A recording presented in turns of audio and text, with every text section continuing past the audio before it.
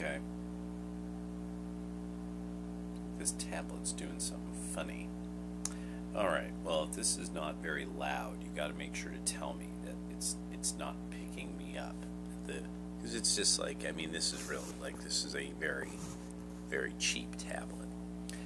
So I was actually sitting back and listening to Aaron Clary talk about, like, how what's happened to all these kind of Gen Z, late millennial minority actors, and yeah, I guess actor, and how they didn't realize that the woke boat was going to sink, that the SS woke was going to fucking totally flounder, and they were given the opportunity. They were given an opportunity that, I mean, they were never ever ever ever ever going to get, and they took it. But now they're an actor in that movie. I've heard Wakanda. People basically somebody did a thing where they had enough shots of Wakanda Forever and like movement and this and that, and I'm looking at it and I'm like, oh god, oh my god, you sort of made sort of as if you took everything of a curiosity to Americans, like National Geographic style. Like, wow, this African tribe like tattoos their face with or puts markings on their face, or this one does this one does that, wears these kind of things, or wears that kind of thing, or the women shave their head, which that would very likely be because of sand lice. That's why the Egyptians were notorious for shaving themselves completely, because of sand lice. I only recently learned that. So, the thing that was hitting me is that, so in seeing that bits and pieces of Wakanda Forever, it really became this thing of, it was, if you love the music, the height of American music actually came, somebody did a thing about this, and it turns out somewhere between about like the late 60s and the mid 70s. That's where Americans sort of as music that people were really consuming was the most complex. It took like sort of the most amount of skill. You know, and you'll even see on YouTube songs that you hear, you know, you would have heard on the radio that you would totally, you know, think, or you'd be somewhat familiar with, and then somebody's like, no, this is a very difficult song to play. This is exceedingly difficult to play. And then you're like, really? And said, yeah, so here's what's going on with it. And that's what gives it this kind of quality. And, you know, and I've been loving that on YouTube, those kind of explanations about sound and music and stuff, from a musician trying to, like, make it make sense. Like, so from the theory to the application to your ear. And this is why it sounds the way it does. This is why we like it. But it's exceedingly difficult to make that sound, or to do that, to play that. And so, there's the 60s and 70s also had like just some of the wildest ideas that had come together and were then possible.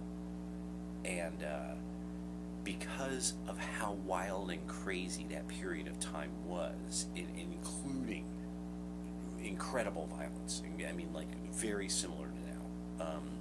A lot of Gen Zers and Alphas don't understand what we're being put through is what everyone in the Western world was put through in the 70s, and no one talks about it. No one, the baby boomers, just, there's something very wrong with them, and so they won't talk about how the 70s got very, very, very ugly and violent, and a lot of those people, they're alive, and they're in think tanks, and they're no longer in prison for terrorism, and they get to now advise presidents. But the level of creativity also was of something that we might get this again.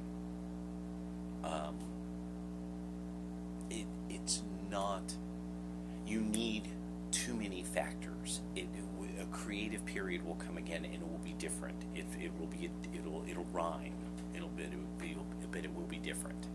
And in many ways, we're seeing it. It's just that we're still seeing things that shouldn't be done with creativity in a way, and such as animation, that Rule 34 kind of animation, that at some point somebody's going to that genius will be wider spread, and the subtleties of animation and people being able to that American animation, I think, is something that's coming. It's going to be a decade probably before it's like it's a thing. People, there's a name for it. There's a weird youth subculture around it, art culture around it, and still I think it's still, yeah. I think it's going to unfortunately take about 10 years, and it's going to be for a wide variety of audiences. That's the whole thing. There's going to be the stuff for the young and the stuff for people who are older, and it's because it's also going to take time for Americans to really accept, like, no, stuff like this is better when it's animated. Unfortunately, like, you know, it's just, it is. It's just, this isn't going to be better live action, you know, and that weirdness that we have with that, I think, is very boomer. I think is fundamentally very boomer. It's not even Gen X, it's boomer. Gen Xers can handle things being animated. A lot of ethnic minorities have to look back at really stuff that was fun. They don't realize blaxploitation was fun. In the 90s, we listened to Wu-Tang, we wore bubble gooses. I didn't wear a bubble goose, but people try to get their bubble goose on. A lot of people were starters, SF starters, Giant starters. I was more of a Ben Davis jacket in a hoodie and a work jacket, Oshkosh Bagosh jacket, denim Oshkosh Bagosh jacket with the hoodie. And that was my bag. So we loved their. It's hard to even explain the characters of some of these movies. I mean, because it's so unique. These people were so uniquely funny and talented, and there's this thing that when black people nail it in cinema, it's typically funny. It's an adventure. It's a funny adventure, and hella black people are in it.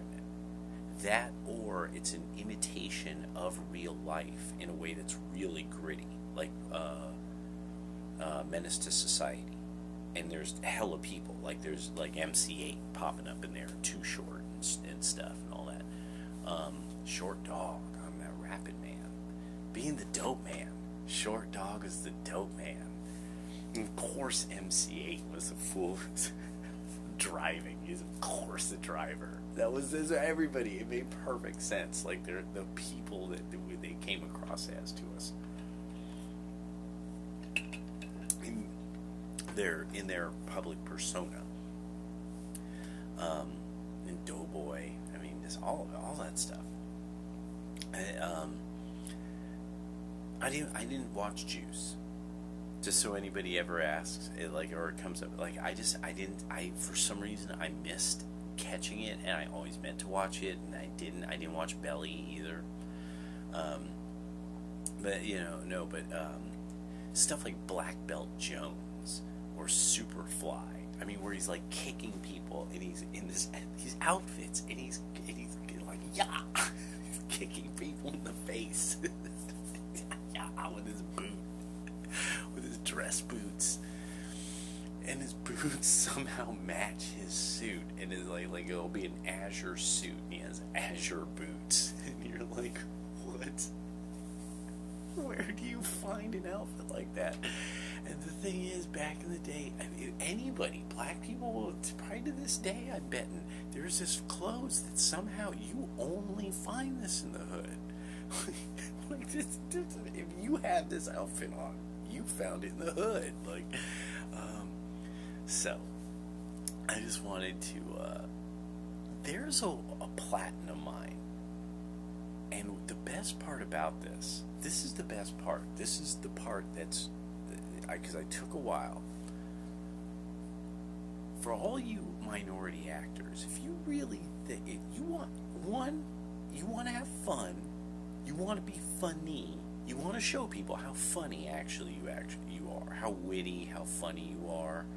Maybe you play your uncle or aunt, and you pull in everybody. You pull in Hispanic people. You pull in all Rose Tico. You pull in all the Asians that are trying to make it. You pull in everybody, and you do the most ridiculous exploitation comedy adventure ever. And you go to Ben Shapiro with it. Don't go to any of the others. Go to him first.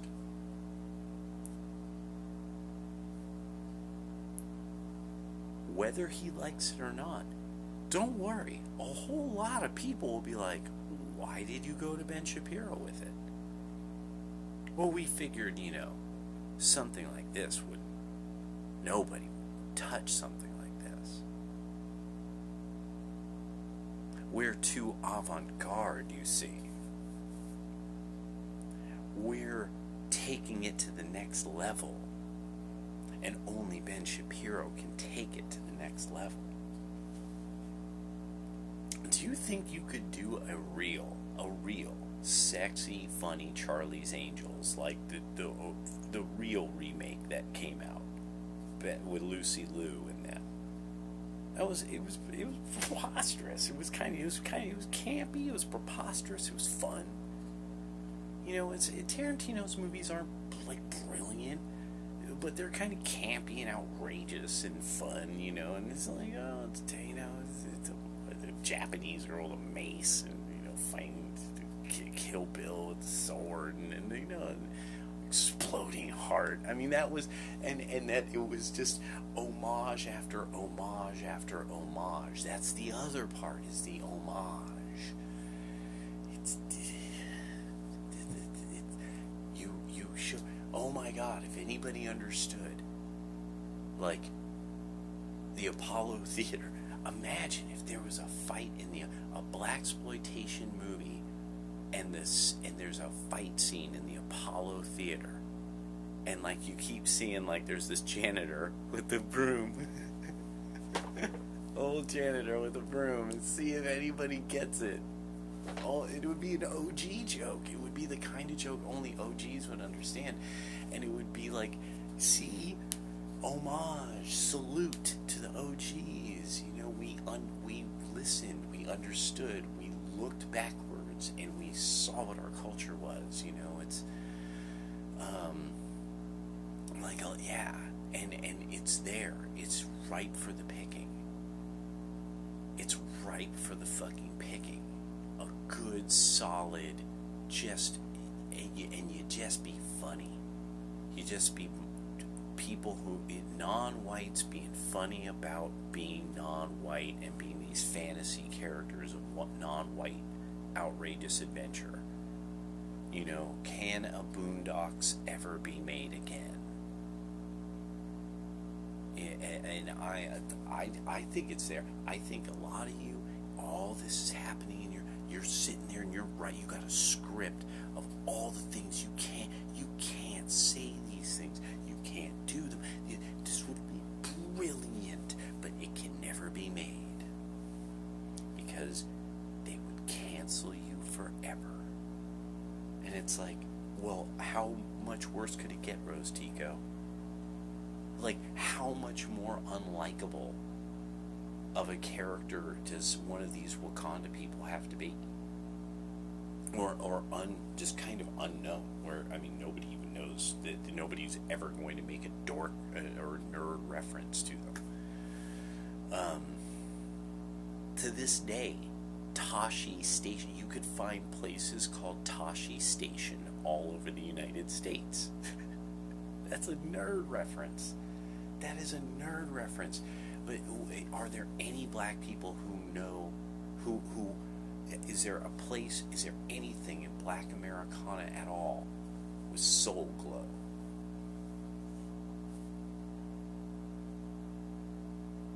Put it in the comments. Put it in the comments if you remember Soul Glow.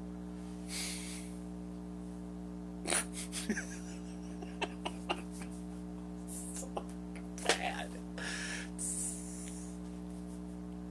Oh, so bad.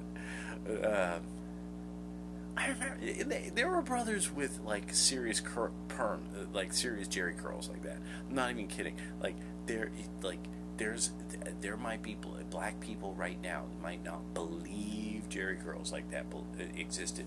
NWA, Ice Cube, Eazy-E, they both had hardcore Jerry curls. Hardcore. There were hardcore brothers with like these like finger wave perm things. Like you would just be like, what the fuck? And you couldn't look at him. It's like this fool's like 6 feet tall. It's like George Floyd size, except he deals the dope. And you know, and these was back then. This was back then. Niggas wasn't like, you know, like this tall, like hella thin, you know, talking with a gun. You know, these guys were like, oh.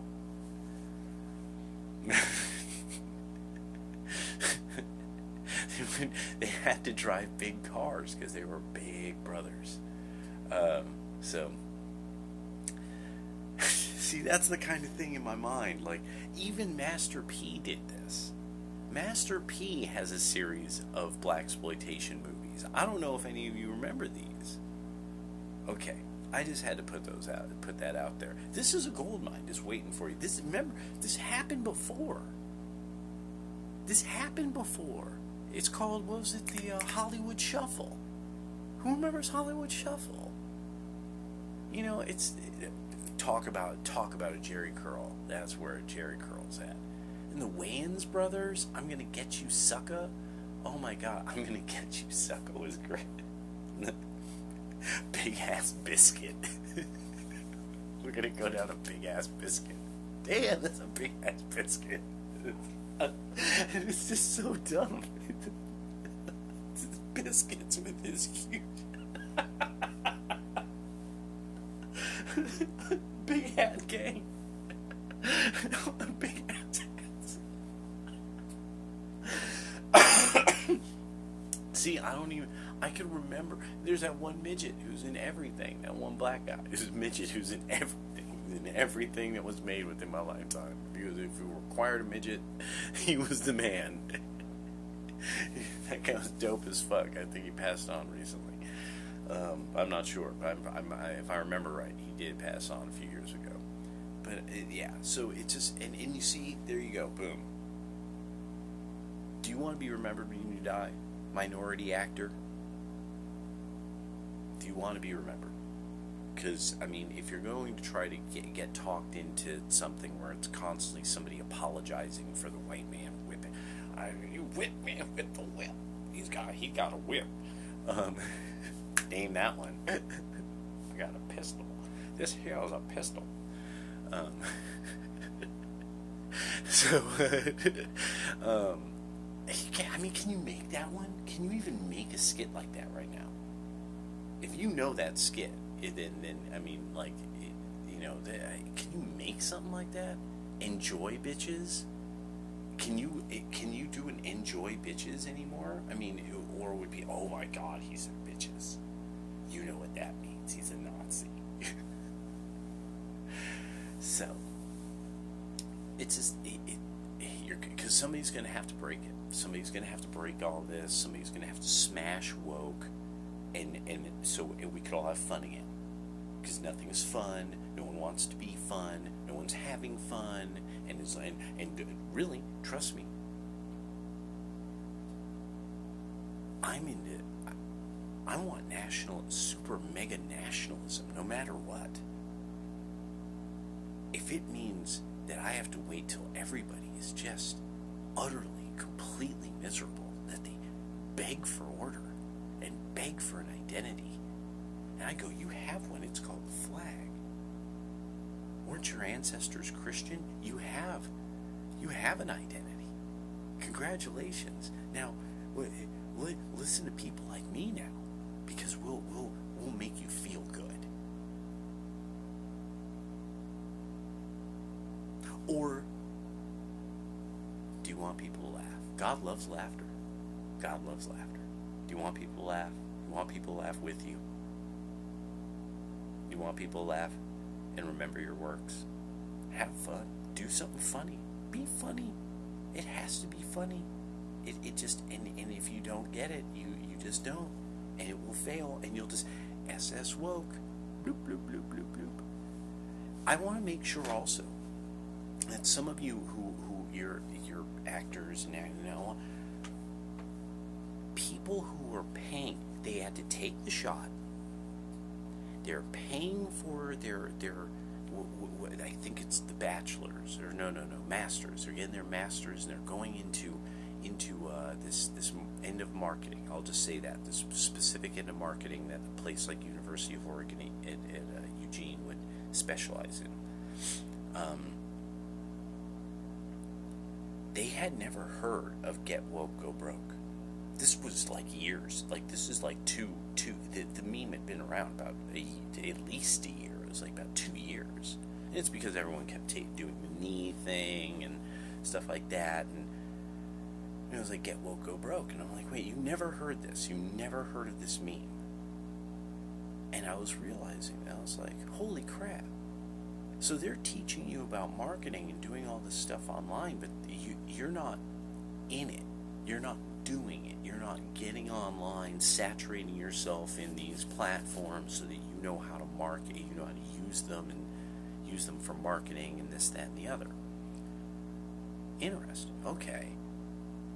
Okay, so you should think about that. There's people who they're young, they're into it, and they're in the marketing division, and how are they? They're talking to the kind of people that are going to buy seats at theaters. They're going to get this streaming to their house. They're going to buy action figures. And so, did they talk to them about what they wanted? Well, now it doesn't matter, does it? Because it doesn't matter, does it? At all. Everybody knows. You know exactly what I'm talking about. It's called Warner Brothers. It's called was it not Chapek? The other guy, Zaslav. Everything's got zetzed by the Zaslav. Zetzlav. Zetz. He zets them. He zets them right in the Gnectazoink. And now everybody's got to make money. Now, if Ben thinks it's funny, maybe, you'll see what you could do, and then you'll have an in with somebody who if you really end up with problems, well, you at least you got the Daily Wire people. They know they liked working with you, or you liked working with them. You don't have to love them. It's business. It's fucking business. And you have a career, and you want to be an actor. You want to be remembered. You're doing this to stay famous. You're doing this to bring the house down every single time. Or don't waste the audience's time. That's how it works. Because it's show business.